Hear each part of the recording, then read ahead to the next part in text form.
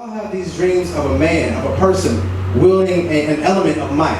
So it could be a club like a caveman, it could be a sword like King Arthur and Excalibur, it could be a sword like He-Man, it could be Hercules with a lightning bolt. But the reason I bring all this up is because this all has to do with the fact that we dream of this individual because someone who was before us, some people who were before us have seen her. 1865, what happened to the Civil War ended? So, put this down for a second. So, the Civil War was over. Brothers from the North were coming to Virginia because they wanted work. All the work was there because the Civil War had ended in Virginia, okay? So, John Henry wanted to be a grave digger. He wanted to throw bodies into graves, which is, if you've ever seen Glory, Morgan Freeman calls it himself, you ain't nothing but a grave digger. Because that's all the slaves had to do, was throw bodies in ditches. John Henry figured he'd do this, okay? He was a free man from the North, coming back, the Hammerhead, Big Rock, which are representations of the big rocks that used to be busted through in the Allegheny Mountains, the hammers that were swung to bust through these rocks, the cottonmouth foreman who was yelling at them all the time. The main guy in the barbershop in Luke Cage is called Bobby Fish. Well,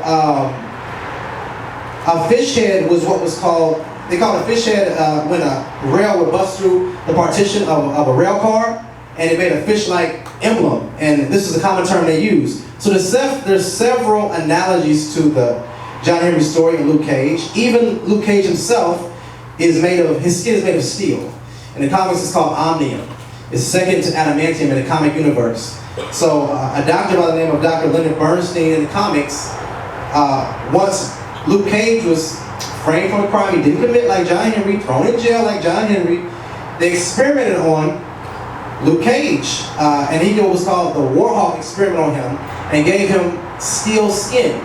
So he also too is a steel man. This is also borrowed from the John Henry story. There's a character in the Luke Cage saga called John Bushmaster, who they turned into living metal, which is a representation of the cyborg that come into existence after John Henry, because they said, if this man can beat steel, what if he is steel? That's how cyborgs came to be. We got John Henry.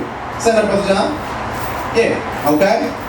So, I'm gonna interview these brothers. I'm gonna interview these characters. And we're gonna talk about how Luke Cage is very similar in story arc and story etymology to the John Henry story. Brother Luke, you're here, brother. You with us. We understand that John Henry was wrongfully imprisoned for a crime he didn't commit, as you were. Tell us about that.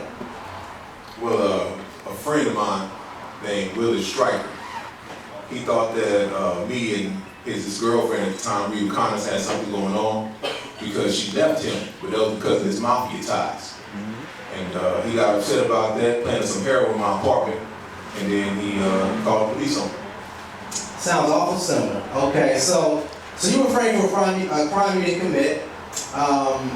Yours was over petty jealousy, but you were sent to prison in the South like John Henry. Is this correct? That's right. That's right. I was sent to the seaside off the coast of Georgia. Down there, that's where I met Dr. Bernstein, who did the experimentation on me. Man, I want to thank all you guests for coming out tonight, man. Coming out today. We had a magnificent turnout. We had a magnificent time.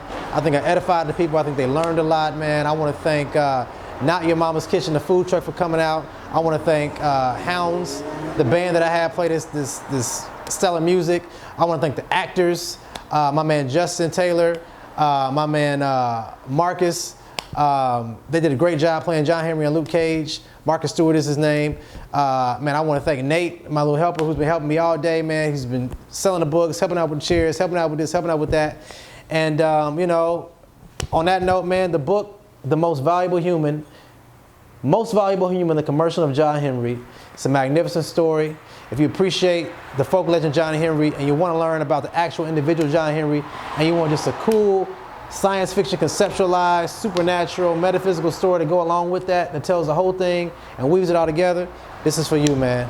Thank you for the turnout. Thank you for all y'all's help and all y'all's admonishment towards me. And man, let's keep it moving.